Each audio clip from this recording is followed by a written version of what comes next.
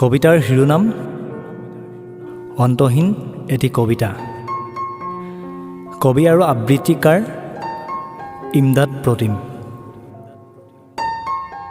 ধনুক থানাক কাৰোবাৰ এষাৰি মাত, এখোজ দুখোজ কাৰোবাৰ এটি বাট, নাজানো কোনেবা ৰিঙিয়াই মোৰ মনৰ চোতালত, সীমা ভাহি পাৰ হয় মোৰ প্ৰতিটো সময়, পোহৰে ভেটে বাট, এয়াই নতুন আমাৰ আৰম্ভণি।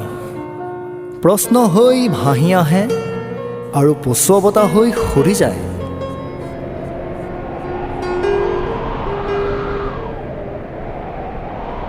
কোন তুমি অচিনাকি আলহী, কিয় আহি সোমালা মোৰ মনৰ দলিচাত, কিয় ভাঙিলা মোৰ নিদ্ৰা সপোন?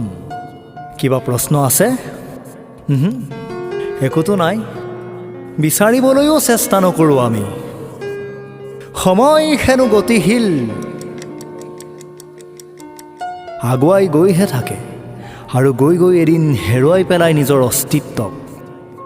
আকৌ জীৱনে ৰিঙিয়াই পুৰণি প্ৰেৰণাৰ দি থকক, আৰু দি থাকে হাঁহি হাঁহি কয়, তুমিয়েই মোৰ শেষ, তুমিয়েই মোৰ আৱেগ, অন্তহীন যাত্ৰা।